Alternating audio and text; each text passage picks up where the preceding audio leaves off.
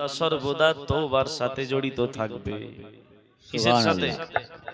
মাইকটা ঠিক হবে ভাই? আওয়াজ টানছে কেন এত? আওয়াজটা বাড়াও, খুলো আওয়াজটা।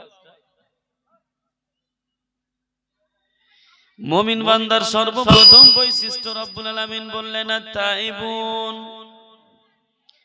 দুনিয়ার জমিনে মুমিন হবে তারা, বেশি বেশি করে দুনিয়ার জমিনে তওবা করবে যারা। সুবহানাল্লাহ। তার মানে আল্লাহ রাব্বুল আলামিন বুঝাতে চাইলেন, দুনিয়ার জমিনে নিজেকে যদি মুমিন বলে দাবি করো, তাহলে তোমার সর্বপ্রথম বৈশিষ্ট্য, তোমার সর্বপ্রথম গুণ হচ্ছে তুমি বেশি বেশি করে তওবা করবা। আলহামদুলিল্লাহ। একজন মুমিন বান্দার, এই মা বোনেরা, এই এই এই এই বাড়ি যাও, বাড়ি যাও, বাড়ি যাও, বাড়ি গিয়ে ঘুমাও যাও।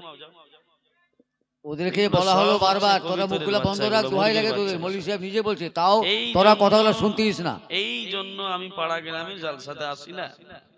বাস্তব, এদের গীত গাওয়া জালসা শুনে অভ্যাস। কথা বলছো কেন তোমরা? এটা কি চা খাওয়ার দোকান? চা দিচ্ছ মানে? হাদিসের কথা শুনবে, কোরআনের কথা শুনবে, জালসা শুনবে। চা খেতে ধরেছে আর চিল্লা চিল্লি করছে। আবার দেখো এই অবস্থা, কি বুঝবে, কি শুনবে? চাই খাওয়ার ইচ্ছা তো জালসা কেন করছো? চা খাও বাড়ি।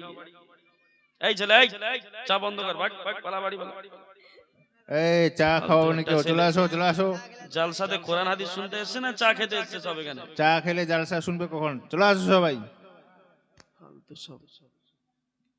কোরআনের কথা চলছে এখানে, সব চা খাচ্ছে বসে বসে।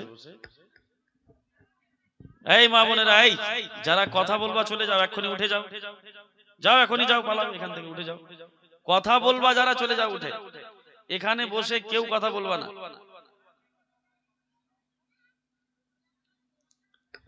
রব্বুল আলামিন ওই জন্য বললেন, বান্দা দুনিয়ার জমিনে তুমি যদি নিজেকে মুমিন বলে দাবি করো, যারা এই দুনিয়ার জমিনে নিজেকে মুমিন বলে দাবি করবে, মুমিনদের সর্বপ্রথম বৈশিষ্ট্য হবে আত-তাইবুন। মুমিন হবে তারা, দুনিয়ার জমিনে বেশি বেশি করে তওবা করবে যারা। সুবহানাল্লাহ। তওবা করেন আপনারা? তওবা? হ্যাঁ, তওবা সিলা করি। আমার সাথে সাথে পড়েন, আস্তাগফিরুল্লাহ আস্তাগফিরুল্লাহ রব্বি রব্বি মিন কুল্লি মিন কুল্লি যামবিউ জামিউ ওয়া আতুবু ওয়া আতুবু ইলাইহি। ইলাইহি। সুবহানাল্লাহ। আবার পড়েন, লা হাওলা। লা আল্লাহ। এই ছেলেরা, এই ছেলে, কে ওখানে বসে আছে? সামনে ডাকলাম যে সামনে এসো সব লোকগুলো, একটু হাদিস কোরআনের কথা শুনে কিছু শিখে যাও আজকে। কিন্তু না, কাচড়া কাচড়াই রয়েগা হামেশা। এই তোরা একটু সামনে আয় না সবাই, এত করে অনুরোধ করে বলছি সামনে আয় না, অসুবিধা কোথায়? সামনে আজ বস। লা হাওলা পড়েন, আমার সাথে পড়েন, লা হাওলা লা হাওলা ওয়ালা কুওয়াতা ওয়ালা কুওয়াতা ইল্লা বিল্লাহিল ইল্লা বিল্লাহিল আলিয়্যিল আযীম। আলিয়্যিল আযীম। আবার একটা তওবা আছে, তওবা ইস্তিগফার, সাইয়্যিদুল ইস্তিগফার। ওটাও পড়েন একবার, আল্লাহ সমস্ত গুনাহ খাতা maaf করে দিবে। পড়েন, আস্তাগফিরুল্লাহাল আস্তাগফিরুল্লাহাল আযীম আযীম আল্লাযী আল্লাযী লা ইলাহা লা ইলাহা ইল্লা ইল্লা হুয়াল হাইয়ুল কাইয়্যুম হুয়াল্লাহু কাইয়্যুম ওয়া আতুবু ওয়া আতুবু ইলাইহি। ইলাইহি। এটাকে বলা হয় সাইয়্যিদুল ইস্তিগফার। কি বলা হয়? সুবহানাল্লাহ। দুনিয়ার জমিনে আপনার যতই বড় গুনাহ হোক না কেন, যতই বড় আপনি ভুল করেন না কেন, মন থেকে যদি একবার সাইয়্যিদুল ইস্তিগফার পড়েন, এই যে এটা যেটা আপনাকে আমি পড়ে শোনালাম, ঠিক আছে। আস্তাগফিরুল্লাহাল আযীম আল্লাযী লা ইলাহা ইল্লা হুয়াল হাইয়ুল কাইয়্যুম ওয়া আতুবু ইলাইহি। একবার যদি আপনি মন থেকে সাইয়্যিদুল ইস্তিগফার পড়েন, আপনার যতই বড় গুনাহ হোক না কেন, শিরক ব্যতীত যতই বড় গুনাহ হোক না কেন, আল্লাহ এই সদকার, এই সাইয়্যিদুল ইস্তিগফারের সদকাতে ওই গুনাহ maaf করবেই করবে। সুবহানাল্লাহ। রব্বুল আলামিন মুমিন বান্দার বৈশিষ্ট্য বললেন, তুমি নিজেকে মুমিন বলে, মুসলিম বলে দাবি করলে হবে না, নিজেকে মুমিন বলে ডাকলে হবে না, নিজেকে মুসলমান বলে ডাকলে হবে না। কোরআন যদি তোমাকে মুমিন বলে, কোরআন যদি তোমাকে মুসলিম বলে, তাহলে তুমি মুসলিম। কোরআন যদি তোমাকে মুমিন বলে তাহলে তুমি মুমিন। এই কোরআন বলছে মুমিন হবে যারা, মুমিন হবে তারা দুনিয়ার জমিনে বেশি বেশি করে তওবা করবে যারা। সুবহানাল্লাহ। এবার কথা হচ্ছে দুনিয়ার জমিনে যারা কখনো তওবা করে না, ইস্তেগফার করে না, তওবা কি জিনিস জানে না, তওবার সাথে যাদের কোনো সম্পর্ক নেই, তারা মুমিন হবে নাকি? মুমিন হবে? হ্যাঁ? কোরআন বুঝেন ভাই, কোরআন কোরআন হ্যাঁ? কোরআন আপনার আলামত বয়ান করছে যে একজন মুমিনের আলামত হচ্ছে এই যে মুমিন সর্বদা তওবা করবে, ইস্তেগফার করবে। কি করবে? সুবহানাল্লাহ। ইস্তেগফার করবে, তওবা করবে। আপনি তওবা কতবার করেন দিনে? একবারও তওবা করেন? আচ্ছা বলেন তো, কেউ দিনে একবার তওবা করে এরকম কেউ আছে যে আস্তাগফিরুল্লাহ দিনে একবার পড়ি? আমার কমসে কম 8-10 বার হয়ে যায়। মাশাআল্লাহ। আমি কাজে যাই তো। 8-10 বার আপনারা পড়েন? কতবার পড়েন দিনে আস্তাগফিরুল্লাহ? 5-6 বার? হ্যাঁ পড়েন? আলহামদুলিল্লাহ, যারা পড়েন ওরা কোরআনের ভাষা অনুযায়ী মুমিন। কথা বুঝতে পারছেন? কারণ আল্লাহ বলছে কোরআনে, এটা কোনো হাদিসের কথা না, কোনো মুলবি সাহেবের কথা না, ছোট মোটো কোনো ইমাম সাহেবের কথা, মুন্না মুন্সির কথা না, এটা কোরআনের কথা। স্বয়ং আল্লাহ বলছে যে মুমিনের বৈশিষ্ট্য হচ্ছে মুমিন বেশি বেশি করে তওবা করবে, ইস্তেগফার করবে। সুবহানাল্লাহ। আল্লাহর রাসূল জনাবে মুহাম্মদুর রাসূলুল্লাহ সাল্লাল্লাহু তাআলা আলাইহি ওয়াসাল্লাম বলেন, ইন্নী আস্তাগফিরুল্লাহ ফিল ইয়াউমি আকসারু মিন 70 মাররা।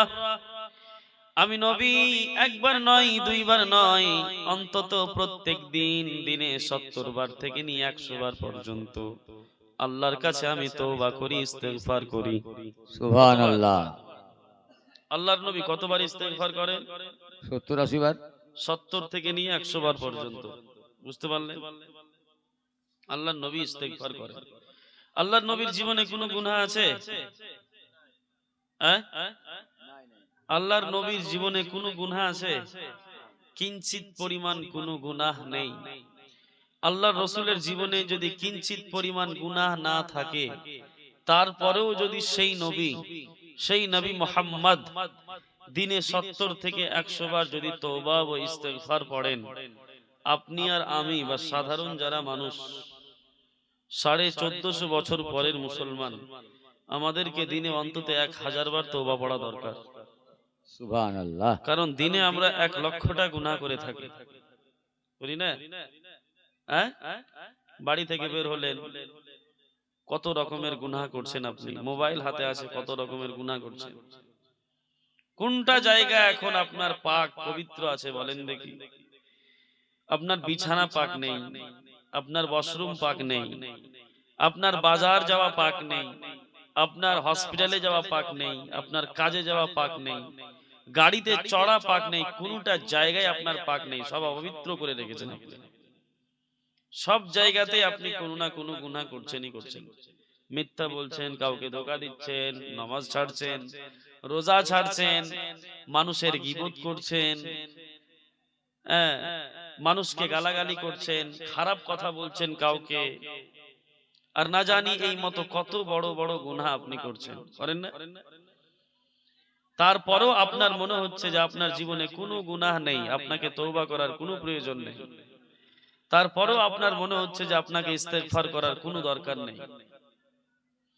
অথচ যেই নবী মুহাম্মাদের জীবনে এক কিঞ্চিত পরিমাণ কোনো গুনাহ নেই, মাসুম আনিল খাতা, সমস্ত রকমের গুনাহ থেকে পাক পবিত্র রেখেছেন আল্লাহ যাকে, সেই নবী মুহাম্মদ বলে যে আমি দিনে 70 থেকে নিয়ে 100 বার পর্যন্ত আল্লাহর কাছে ইস্তেগফার পড়ি, তওবা করি।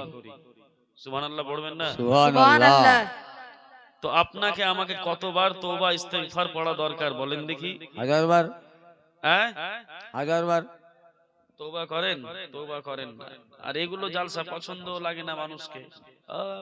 কি বলছেন বুঝতে পারি না। এখানে চুটকুলাবাজি কথা বলো, হাসাও কাদাও, এই বলো সেই বলো, এখানে একটা ওয়াকিয়া শুনিয়ে দিয়ে মজিয়ে দিয়ে আবার চলে যাও ওখানে, আবার দুটা গজল শোনাও, আবার চাঁদা করতে এসো, আবার জালসা চলে যাও। এগুলো যদি শোনাও তাহলে শ্রোতা খুবই পছন্দ করবে, হ্যাঁ বক্তাটা এসেছিল মায়েরে। মানতে হবে কি আওয়াজ, কি কথাবার্তা। তো আমি এখানে আপনাকে পটাতে আসিনি, আজকে জালসাতে আমার আসার কোনো কথাই ছিল না, তারপরেও আমি আসলাম। সুবহানাল্লাহ। এক নাম্বার মুমিন বান্দার বৈশিষ্ট্য রব্বুল আলামিন বলেন আত-তাইবুন, মুমিন হবে তারা দুনিয়ার জমিনে বেশি বেশি করে তওবা করবে যারা। এবার তওবা কাকে বলে? তাবা ইয়াতুবু শব্দের অর্থ হচ্ছে ফিরে আসা। তওবাকে তওবা কেন বলে? মুমিন বান্দা দুনিয়ার জমিনে চলার পথে হঠাৎ করে নিজের অজান্তে কখনো কোনো ভুল করে বসে। মুমিন বান্দার বৈশিষ্ট্য হলো এই, মুমিন বান্দা দুনিয়ার জমিনে চলার সময় যদি কোনো ব্যতিক্রম কোনো ভুল করে বসে, মুমিন বান্দার বৈশিষ্ট্য হলো এই যে ইমিডিয়েটলি মুমিন বান্দা সেই গুনাহ থেকে তওবা করে, আস্তাগফিরুল্লাহ পড়ে আল্লাহর পথে আবার ফিরে আসে। সুবহানাল্লাহ। ওইজন্য আল্লাহ বলেন তাওবা ইয়াতুবু, ফিরে আসা। মানে আপনি মুমিন তো, আপনি মিস্টেক করলেন, একটা ভুল করে ফেললেন, কোন একটা ভুল করলেন, মুখ দিয়ে একটা খারাপ কথা বের করলেন, চোখ দিয়ে একটা খারাপ কিছু দেখে ফেললেন, মানুষের হালকা একটু গীবত করে বসলেন, বা নামাজ ছেড়ে দিলেন এক ওয়াক্তের, মনে আসলো নামাজটা পড়লেন, বা রোজা ছেড়ে দিলেন, বা যে কোনো একটা ছোট্ট গুনাহ করে ফেললেন, নিজের অজান্তে হালকা সুদ খেয়ে ফেললেন, মানুষের উপরে জুলুম করে ফেললেন, কাউকে মিথ্যা কথা বলে ফেললেন হালকা। আর এই ভুলগুলো করার পরে রিয়ালাইজ হলো, মনে হলো যে আরে এই জিনিসটা করা আমার ঠিক হলো না। কি মনে হলো? এই জিনিসটা করা আমার ঠিক হলো না। আল্লাহ বলছেন মুমিন বান্দার বৈশিষ্ট্য হলো এই যে মুমিন বান্দার যখন ভুল হয়ে যাবে, খাতা হয়ে যাবে, তো মুমিন বান্দা যখনই তার ভুলটা বুঝতে পারবে ইমিডিয়েটলি আস্তাগফিরুল্লাহ পড়ে আবার আল্লাহর পথে ফিরে আসবে। এই যে আপনি মিস্টেক করলেন, ভুল করলেন একটা, আর ইমিডিয়েটলি আপনি আবার আস্তাগফিরুল্লাহ বা লা হাওলা ওয়ালা কুওয়াতা পড়লেন, আস্তাগফিরুল্লাহ যেমনই পড়লেন আপনার ওই গুনাহটা মাফ হলো। সুবহানাল্লাহ। আল্লাহ আপনার গুনাহটা মাফ করে দিলেন। বুঝতে পারলেন? ভুল হয়ে গেল আপনার, চুট করে কোনো একটা ভুল হয়ে গেল, ফৌরান ইমিডিয়েটলি মুমিন বান্দার বৈশিষ্ট্য আল্লাহ বলছেন যে মুমিন বান্দা বৈশিষ্ট্য হলো এই যে যেমনই ভুল হবে ইমিডিয়েটলি মুমিন বান্দা বলবে আস্তাগফিরুল্লাহ, আল্লাহ আমি তো ভুল করে ফেললাম, আল্লাহ ক্ষমা করে দাও। সুবহানাল্লাহ। আর এই যে মুমিন বান্দা যখনই কোনো ভুল হওয়ার পরে ইমিডিয়েটলি সাথে সাথে যদি আস্তাগফিরুল্লাহ পড়ে নাই, আল্লাহ বলেন বান্দা তুমি আস্তাগফিরুল্লাহ পড়া শেষ করবা না, আমি আল্লাহ তোমার গুনাহটা মাফ করে দেব, যাও। সুবহানাল্লাহ।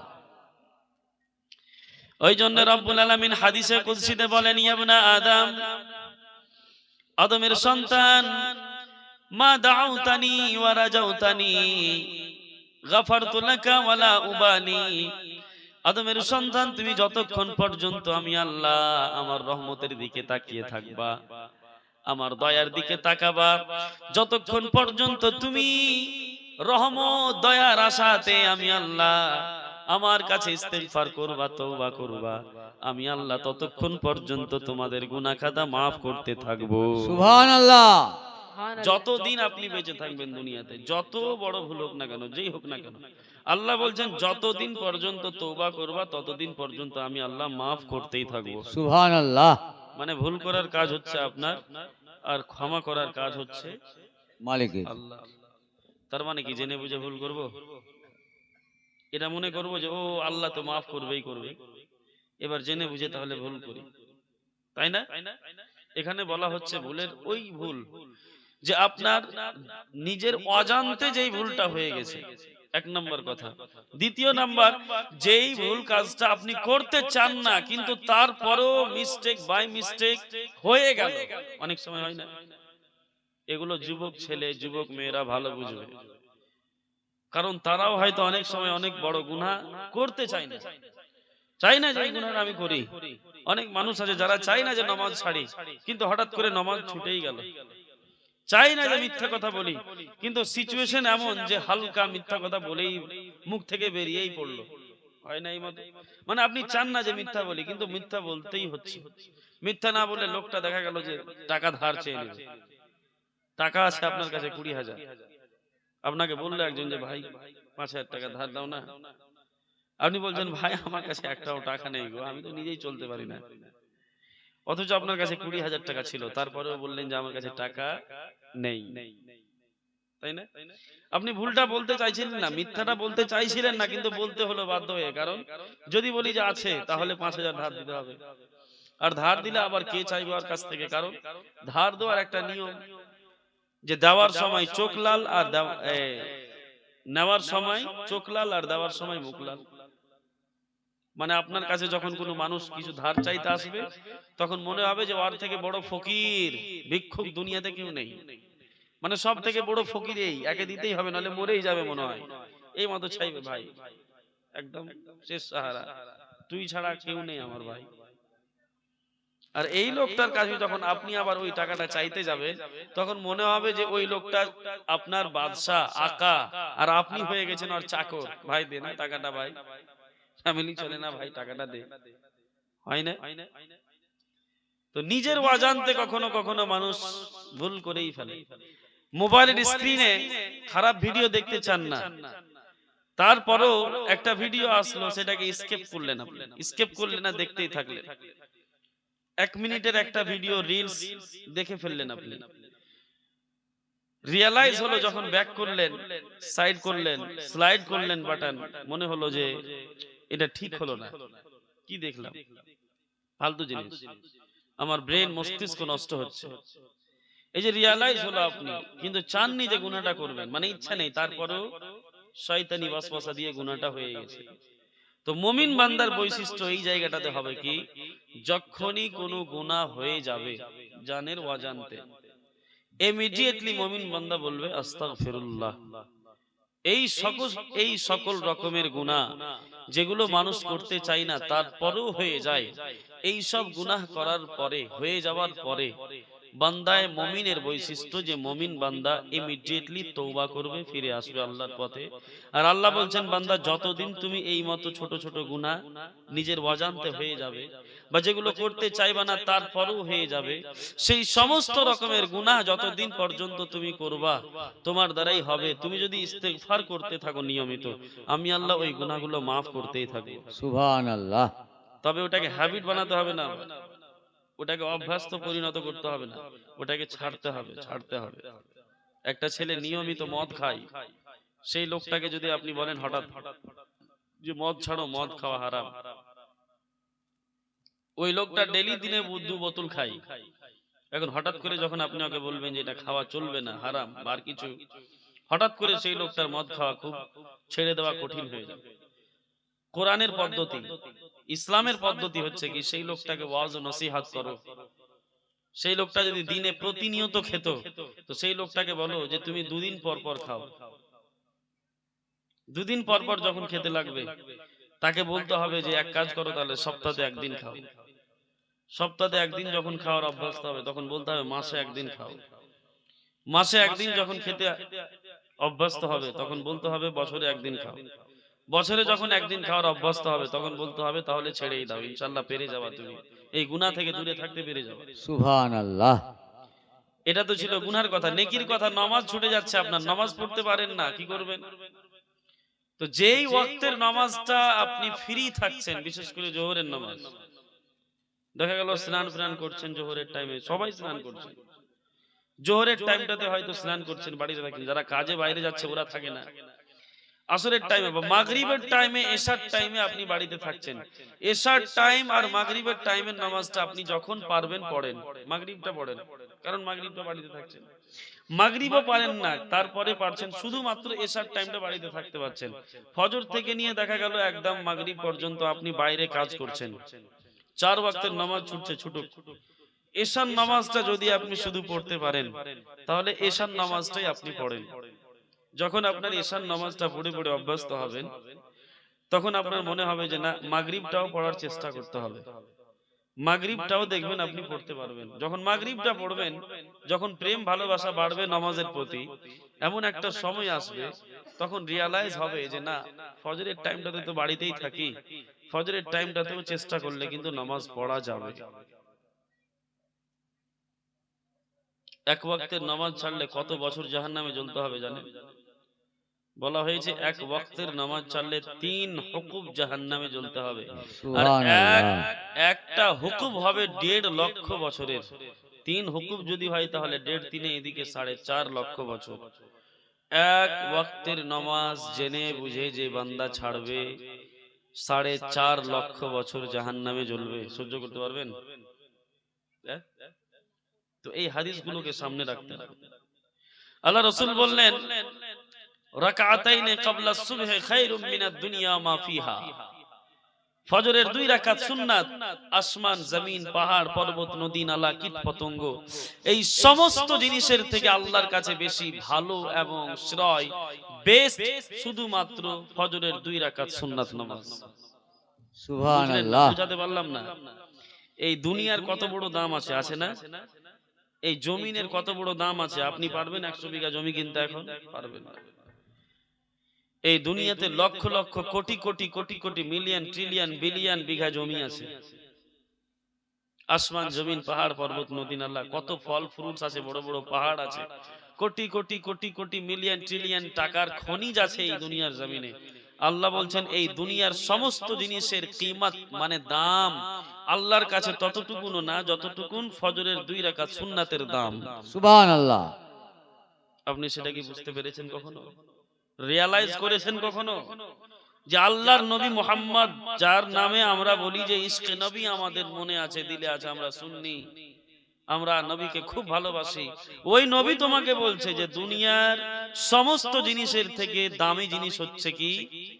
দুনিয়াটার আসমান জমিনের থেকেও দামি জিনিস হচ্ছে ফজরের 2 রাকাত সুন্নাত, ফরজের আগে 2 রাকাত সুন্নাত। সুবহানাল্লাহ। আপনি ওই 2 রাকাত সুন্নাত পড়েন না, আর আপনি নিজেকে মুমিন বলে দাবি করছেন, নিজেকে মুসলিম বলে দাবি করছেন, আর পাক্কা সুন্নি টানাটান বলে দাবি করছেন। How can it's possible? Without perform your salah, you can't talk to yourself that I am Muslim, mu'min. Without salah, without namaz, you can't talk yourself that you is Muslim. How can it's possible? Prophet Muhammad sallallahu alaihi wasallam says in hadith, al-farqu bayna al-iman as-salat al-farqu bayna al-iman wal kufri as-salat. In the day of judgment, at first you will be questioned about your salah in front of Allah in the day of judgment. পবিত্র কিয়ামতের দিনে ততক্ষণ পর্যন্ত আল্লাহ আপনার নামে আমলের diary খুলবেন না। দেখেন, একটা হিসাব নেওয়া আলাদা বিষয়, হিসাব নেওয়া তো দূরের কথা, হিসাবের ডায়েরিটাও আল্লাহ খুলবেন না ততক্ষণ পর্যন্ত যতক্ষণ পর্যন্ত আল্লাহ আপনাকে একটা প্রশ্ন না করবেন যে বান্দা দুনিয়ার জমিনে নামাজ পড়েছো না পড়নি, নামাজ কায়েম করেছো না করনি। মানে আপনার নামে আমলের ডায়েরি খোলাই হবে না ভাই। একটু এমাজ করেন, ভাবেন যে মানে এটা কি হতে পারে, কেমন দৃশ্য হতে পারে যে আপনার নামে আমলের ডায়েরিটা খোলা হবে না। এখানে কত নেকি আছে, গুনাহ আছে, দেখাই হবে না যতক্ষণ পর্যন্ত আল্লাহ আপনাকে একটা প্রশ্ন না করবে যে নামাজ কায়েম করতা না দুনিয়াতে। আপনি যদি বলেন যে নামাজ কায়েম করিনি, তো যদি আপনি এই নামে আমলের ডায়েরিটা আপনার নেক আমলে যদি ভর্তি হয়ে থাকে, আল্লাহ সেটাকে জাহান্নামে ফেলবে, আপনাকেও জাহান্নামে ফেলবে। আপনার নামে আমলের ডায়েরি পড়াই হবে না, চেক করাই হবে না, চেকই করা হবে না, চেকই করবেন না। হ্যাঁ, হিসাব হবে কাদের? যারা দুনিয়ার জমিনে 5 ওয়াক্তের নামাজ পড়েছে। আল্লাহর নবী বলছেন ফাইন সালুহাতিল আমালু কুল্লুহু, যদি 5 ওয়াক্তের নামাজ কোনো মুমিন এই দুনিয়ার জমিনে পড়ে থাকে, আল্লাহ ওই বান্দার সমস্ত নামে আমলের ডায়েরি পড়বেন এবং তার প্রত্যেকটা নেকির বদলা আল্লাহ তাকে জান্নাত দিবেন। সুবহানাল্লাহ। যারা দুনিয়ার জমিনে নামাজই পড়েনি, নামাজ কি জিনিস জানেই না, নিয়মিত নামাজ ছেড়েছে, আল্লাহর রাসূল সাল্লাল্লাহু আলাইহি ওয়াসাল্লাম বলেন আল্লাহ পাক সেই বান্দায় মুমিনের হিসাব কিতাবই নেবে না, ডাইরেক্ট জাহান্নামে পাঠাবে, চলে যাও জাহান্নামে, হিসাবই নেবেন না। আপনাকে কে বললো, কোন মৌলভী সাহেব বললো ভাই, কোন পীর সাহেব বললো, কোন মুফতি সাহেব বললো আপনাকে, কোন পীর সাহেব বলেছে আপনাকে যে নমাজ না পড়লেও আপনি মুমিন থাকবেন, মুসলমান থাকবেন? কে বললো আপনাকে যে নামাজ না পড়লেও আপনি জান্নাতে যাবেন? কে বললো আপনাকে? কেন পড়েন না নামাজ? কে আপনাকে কেমন রকমের বক্তব্য শুনিয়েছে? আপনার মেন্টালিটি এটা কোথা থেকে আসলো যে নামাজ না পড়লেই আপনি জান্নাতে চলে যাবেন? নামাজ না পড়লেও চলবে। 40-50 বছর কেটে যাওয়ার পরে তখন গিয়ে আপনি 10 বছর 5 বছর নামাজ পড়ছেন, আর সারাটা জীবন আপনি নামাজ ছাড়লেন। এটা কি করে হতে পারে? এটা সম্ভব? সম্মানিত সুধী আমার, ওই জন্য রব্বুল আলামিন বললেন, আদম সন্তান দুনিয়ার জমিনে যতই বড় ভুল করো না কেন, গুনাহ করো না কেন, আদমের সন্তান, তোমরা যদি মন থেকে ইস্তেগফার করো, তওবা করো, আল্লাহ নামাজ ছেড়েছি, রোজা ছেড়েছি, সুদ খেয়েছি, যাকাত দিতে পারিনি, হজ করতে পারিনি, নেক আমল করতে পারিনি, আল্লাহ নিজের অজান্তে কোনো এক জামানায় কোনো এক যুগে জিনা করেছি, ব্যভিচারে লিপ্ত হয়েছি, মিথ্যা কথা বলেছি, মানুষের চুগলি করেছি, না জানি আল্লাহ দুনিয়ার জমিনে কত রকমের গুনাহ করেছি। রব্বুল আলামিন বলেন, বান্দারে, দুনিয়ার জমিনে তুমি যতই বড় গুনাহ করো না কেন রে বান্দা, তুমি যদি একবার মন থেকে আস্তাগফিরুল্লাহ পড়ো, আমি আল্লাহ আমার কাছে যদি তুমি মাথা নত করে ক্ষমা চাও, আমার দরবারে এসে যদি তোমার মাথাটাকে নত করে দাও, আমার কাছে এসে যদি তুমি নিজেকে সারেন্ডার করে দাও, নিজেকে যদি আত্মসমর্পণ করে দাও, আমি আল্লাহ আমার কাছে যদি তুমি ক্ষমা চাইতে লাগো রে বান্দা, তোমার জীবনে যতই বড় ভুল হোক না কেন, তোমার যতই বড় গুনাহ হোক না কেন রে বান্দা, আমি আল্লাহ চাইলে তোমার জীবনের সমস্ত গুনাহ খাতা মাফ করে দিব। সুবহানাল্লাহ। তবে আল্লাহ ক্ষমা কবে করবেন জানেন? আপনার জীবনের এই যে যতজন এখানে বসে আছেন, সবার জীবনের গুনাহ খাতা আল্লাহ মাফ করে দেবে এখনই। সমস্ত গুনাহ খাতা, যতই বড় পাপ হোক না কেন, আল্লাহ আপনার জীবনের সমস্ত গুনাহ মাফ করে দিবেন। তবে একটা শর্ত, যেই গুনাহগুলো আপনি করেছেন সেই সকল গুনাহ থেকে তওবা করতে হবে, ইস্তেগফার করতে হবে, আর এটা মনে করতে হবে যে আল্লাহ ওই গুনাহ আর আমি জীবনেও করব না। যেই গুনাহগুলো আপনি করেছেন সেই গুনাহগুলো আপনি আর কখনো করবেন না। আপনি যদি এই মতো প্রমিস, প্রতিজ্ঞা নিয়ে আল্লাহর কাছে যদি ইস্তেগফার করেন, তওবা করেন, আল্লাহ পাক আপনার জীবনের গুনাহ খাতাকে মাফ করবেন। সুবহানাল্লাহ। সম্মানিত সুধী, আমাদেরকে তওবা করতে হবে বেশি বেশি করে। এবার আপনাদেরকে আমি বলবো যে এই যে যারা আল্লাহ মুমিন বান্দার সর্বপ্রথম বৈশিষ্ট্য তওবাকারী, আত-তাইবুন, মুমিন হবে তারা বেশি বেশি করে তওবা করবে যারা। এবার আসুন আমরা কোরআন থেকে জেনে নিব যে হে কোরআন, যারা দুনিয়ার জমিনে বেশি বেশি করে তওবা করে তাদের কি লাভ, তারা কি পাবে। কোরআনে আল্লাহ বলেছে যে যারা বেশি বেশি করে তওবা করবে, আমি আল্লাহ তাদেরকে 6টা জিনিস দিব। কয়টা জিনিস? 6টা। 6টা জিনিস দিব।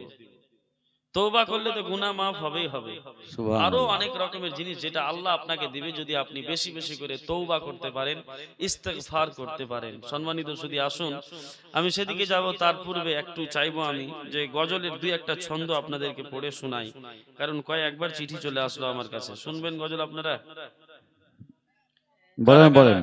গজল কারা কারা শুনবেন না একটু হাত উঠান দেখি। না না, সবাই। দেখছেন? হ্যাঁ, যারা যারা শুনবেন একটু হাত উঠান। সবাই শুনবে, একটু ইকোটা দিয়ে দাও ভাই। হ্যাঁ, আচ্ছা, আলহামদুলিল্লাহ চলছে এখন ভালো। চমকাবে নসিবে আমার গো, চুমে সেই মাটি মদিনার গো, সুবহানাল্লাহ। চমকাবে নসিবে আমার গো, চুমে সেই মাটি মদিনার গো, সুবহানাল্লাহ বেশ গো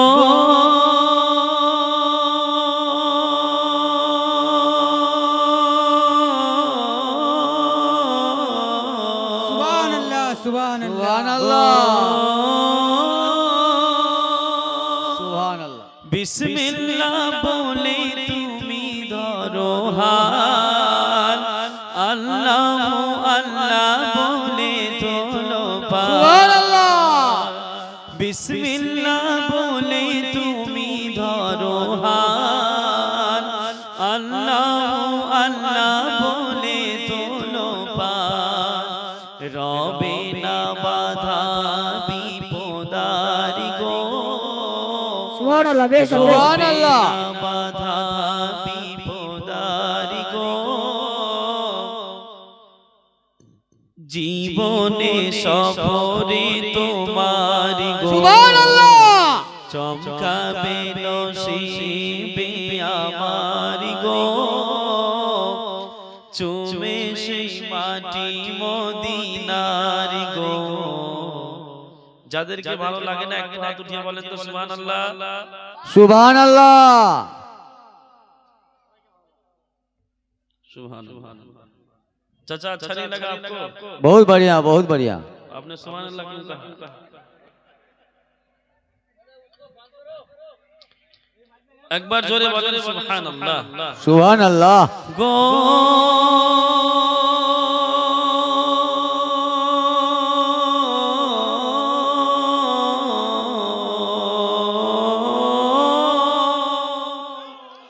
ओ माझी जाओ छेड़े सफीना, जेते चाই আমি সুদূর মদিনা। ও माझी जाओ छेड़े सफीना, जेते চাই আমি সুদূর মদিনা। দেরি করো না মিছে আর গো, দেরি করো না মিছে আর গো, দিদারে নবী মুস্তাফার গো। नारे तकबीर, नारे रिसालत, नारे रिसालत, मसलके आला हजरत, मसलके आला हजरत, नारे तकबीर, नारे रिसालत। गो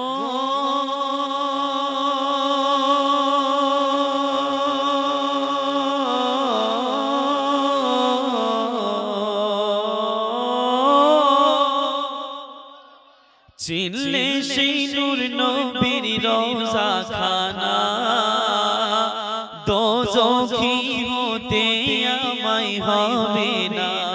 सुभान अल्लाह, सुभान अल्लाह। আলোতে পুর পরকাল গো, আলোতে পুর পরকাল গো, পেয়ে সেই রহমতের দিদার গো, চমকাবে নসিবে আমার গো, চুমে সেই মাটি মদিনার গো। শেষ ছন্দ শুনুন, একবার মন থেকে বলেন সুবহানাল্লাহ। सुभान গো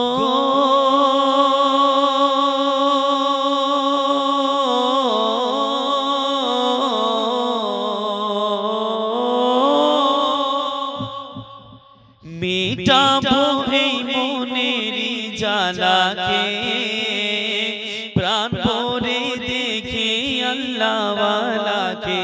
सुभान अल्लाह, सुभान अल्लाह। মিটাবো এই মনেরই জ্বালাকে, প্রাণ ভরে দেখে আল্লাহওয়ালাকে। হবে চুরমার মনের আধার গো, হবে চুরমার মনের আধার গো, পেয়ে সেই রহমতের দিদার গো, চমকাবে নসিবে আমার গো, চুমে সেই মাটি মদিনার গো। अरे भाई साहब ये क्या था जी? বেগে কি নিয়ে আসলে বাবু তুমি? জাল সাথে ফুল নিয়ে এসে কি করবা গো? হ্যাঁ হায়রে হায়রে দুনিয়া। তো কি বললাম আপনাদেরকে, শুনলেন? আপনাদের যখন মনটা একটু কি হয়ে যাবে গজল এই বক্তব্য শুনে, জায়গায় জায়গায় আমাকে একটু